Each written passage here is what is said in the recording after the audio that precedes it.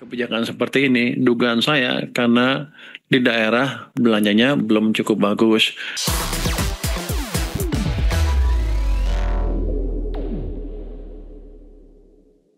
Menteri Keuangan Purbaya Yudisadewa mengingatkan kembali pemerintah daerah untuk dapat memaksimalkan pertumbuhan ekonomi melalui belanja yang cepat dan tepat.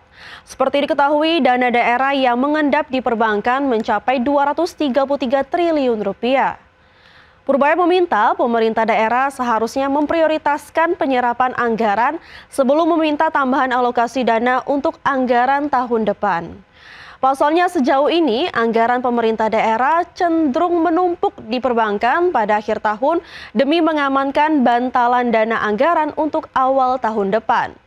Purbaya menilai meski terjadi penurunan transfer ke daerah pada tahun 2026, namun anggaran dari program pemerintah pusat yang dialokasikan ke daerah justru meningkat dari 930,7 triliun menjadi 1.377 triliun. Seperti diketahui, alokasi TKD dalam RAPBN 2026 ditetapkan sebesar 649,99 triliun rupiah atau turun sekitar 269 triliun dibandingkan dengan alokasi APBN 2025 yang mencapai 919,87 triliun rupiah. Kebijakan seperti ini, dugaan saya karena di daerah belanjanya belum cukup bagus. Kemarin datang saya ribut aja, uangnya masih banyak. Padahal habisin aja duitnya, padahal baru ribut ke saya. Baru saya lihat lagi begitu. Saya lihat, oh duitnya masih banyak. Gini, saya perlu cerita yang lebih kuat dari pemda-pemda daerah tentang belanjanya, tentang ininya. Supaya saya bisa angkat ini atau debat ke presiden saya untuk bilang, Pak, daerah udah bagus sekarang. Kita biarkan mereka membangun sesuai dengan kemampuan mereka. Kita bantu awasin dari pusat. Tapi tanpa track record, let's say 2 triwulan ke depan ada perbaikan, saya pasti kalau ngomong gitu saya yang digebuk duluan. Jadi bapak-bapak, ibu-ibu, tolong bicara dengan Pemda untuk berbuat seperti itu, perbaikilah semuanya supaya...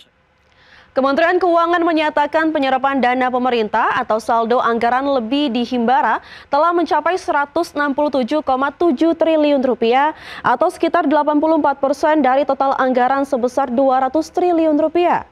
Dari seluruh perbankan plat merah, Bank BRI dan Bank Mandiri telah menyalurkan 100% anggaran. Kementerian Keuangan menyatakan penyerapan dana pemerintah atau saldo anggaran lebih di Himbara telah mencapai 167,7 triliun rupiah atau sekitar 84% dari total anggaran sebesar 200 triliun rupiah. Direktur Jenderal Strategi Ekonomi dan Fiskal Kementerian Keuangan Febrio Kacaribu mengatakan, dari seluruh perbankan plat merah Bank BRI dan Bank Mandiri telah menyalurkan 100% dana pemerintah. Bahkan Febrio mengungkapkan kedua bank tersebut telah mengajukan permintaan anggaran lagi ke Kemenq. Meski demikian, Kemenq akan terlebih dahulu mengevaluasi kondisi kas pemerintah dan memastikan kebutuhan operasional kas terpenuhi. Contohnya BRI sama Mandiri kan udah 100% ya, tapi kita lihat ada BNI dan BTN itu malah belum sampai 100%. Jadi kita nanti coba evaluasi, tentunya kita juga melihat kondisi kas pemerintah. Kita tahu bahwa pemerintah itu punya pasar SBN dan juga pasar SPN. Kita pastikan bahwa kebutuhan operasional kas untuk pemerintah itu tidak akan terganggu, tetapi begitu kita punya ada potensi untuk kas yang berlebih dalam waktu tertentu, kita bisa selalu letakkan di perbankan. Febrio menambahkan realisasi penyaluran dana pemerintah dari perbankan plat merah lainnya seperti Bank BTN telah mencapai 37,4 triliun rupiah atau baru 68%. Sementara untuk BSI telah merealisasikan dana pemerintah sebesar 99%. Dari Jakarta, Riki Anwar di Tim Liputan IDXN. Pemirsa, Presiden Republik Indonesia Prabowo Subianto meresmikan proyek hilirisasi minyak dan gas bumi. Dalam hal ini, pabrik New Ethylene Project milik PT Lotte Chemical Indonesia di Cilegon, Banten. Proyek strategis ini memiliki nilai investasi sebesar 3,9 miliar dolar Amerika atau sekitar 62,4 triliun rupiah yang menjadikannya salah satu investasi petrokimia terbesar di kawasan Asia Tenggara serta merupakan kompleks naphtha cracker pertama di Indonesia dalam 30 tahun terakhir. Nantinya jika pabrik ini beroperasi penuh akan menghasilkan produk hilirisasi minyak dan gas bumi senilai 2 miliar dolar Amerika per tahun, di mana 1,4 miliar dolar Amerika merupakan substitusi impor dan 600 juta dolar Amerika berkontribusi pada peningkatan ekspor nasional. Ini prestasi hari ini, terima kasih. Saya bangga.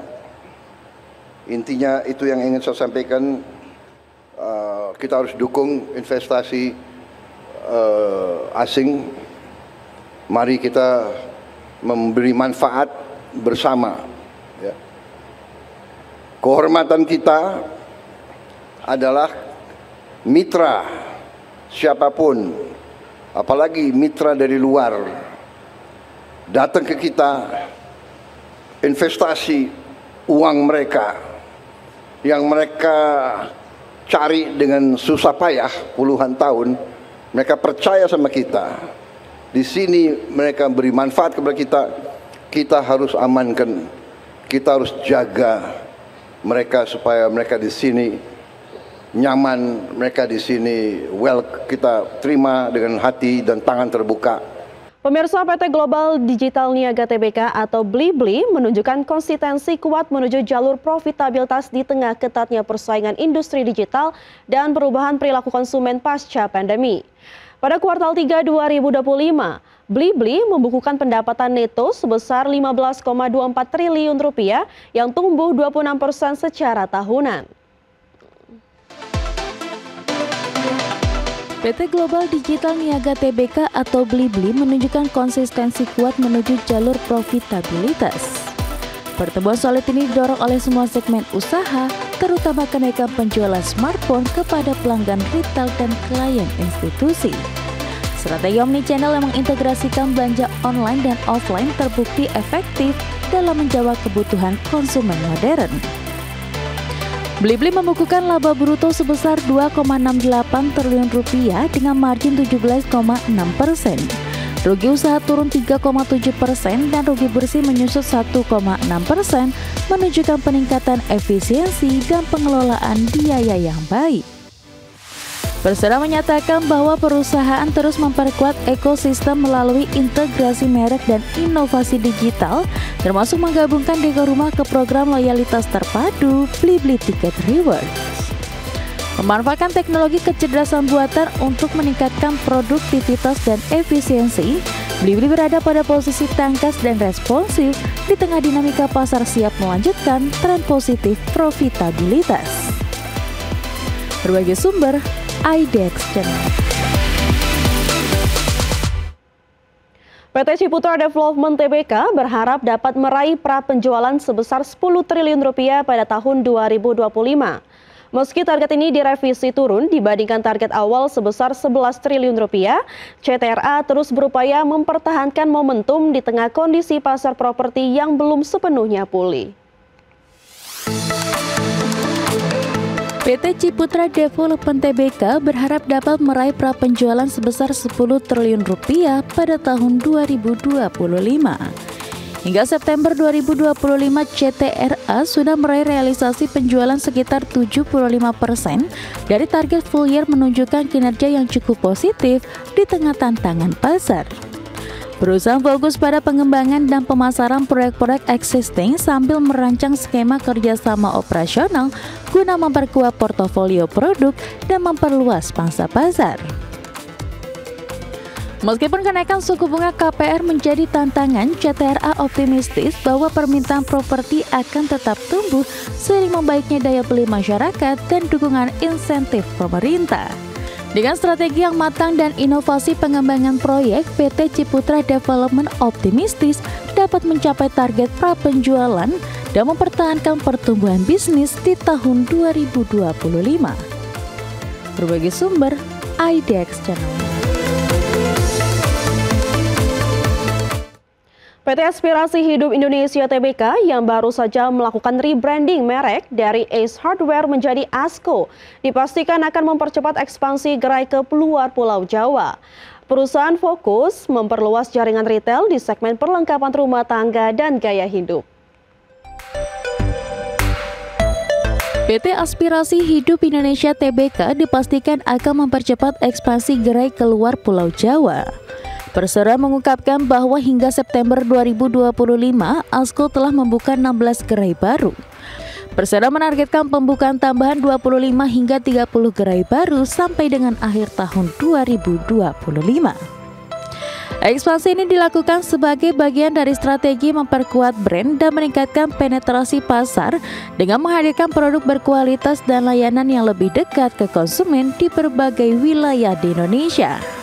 ASKO juga menyesuaikan konsep dan desain gerai agar lebih segar dan relevan dengan kebutuhan modern pelanggan, mendukung pertumbuhan penjualan dan loyalitas konsumen. Dengan ekspansi agresif dan rebranding yang kuat, PT Aspirasi Hidup Indonesia optimistis dapat memperluas jaringan dan meningkatkan performa bisnisnya di luar Pulau Jawa pada tahun ini. Berbagai sumber, IDEX Channel. PT Wijaya Karya Beton Tbk atau WTON mencatat pendapatan usaha sebesar 2,52 triliun rupiah hingga September 2025, turun 25,5% dibandingkan tahun sebelumnya. Meski begitu, perseroan menegaskan akan terus memperkuat struktur keuangan dan mengoptimalkan aset produktif di tengah penurunan laba yang signifikan. PT Wijaya Karya Beton Tbk atau WTON mencatat pendapatan usaha sebesar 2,52 triliun rupiah hingga September 2025, turun 25,5% dibandingkan tahun sebelumnya. Berdasarkan laporan keuangan perseroan, laba bersih Wika Beton anjlok 75% secara tahunan menjadi 8,35 miliar rupiah dari sebelumnya 33,4 miliar rupiah. Akibatnya laba per saham dasar turun menjadi Rp0,96 per saham dari posisi Rp3,94 per saham pada periode yang sama tahun lalu. Direktur Utama Wika Beton Kunchara mengatakan meski bahwa secara agregat pendapatan menurun, divisi operasi tetap menjadi motor pertumbuhan utama dengan capaian Rp256,63 miliar rupiah. Pada kuartal ketiga melonjak tajam dibandingkan Rp55,95 miliar rupiah pada tahun sebelumnya. Kontribusi entitas anak perusahaan juga mencatat performa positif dengan total penjualan mencapai Rp317,21 miliar rupiah.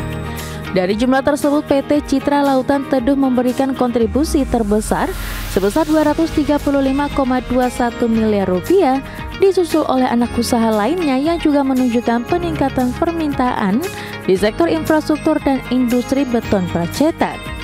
Kunchara menekankan bahwa perusahaan terus melakukan optimalisasi aset produktif dengan total aset konsolidasian mencapai Rp6,48 triliun hingga akhir September 2025.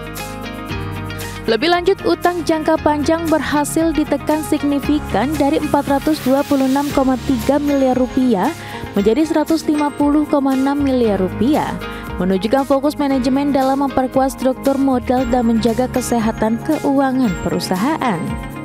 Kunchara menegaskan bahwa pencapaian di kuartal ketiga menjadi bukti ketahanan serta efektivitas model bisnis terintegrasi yang dijalankan perseroan. Ia juga menambahkan bahwa inovasi produk dan peningkatan kualitas layanan akan terus menjadi strategi utama dalam memperkuat posisi pasar Wika Beton di tahun-tahun mendatang. Berbagai sumber, IDEX Channel.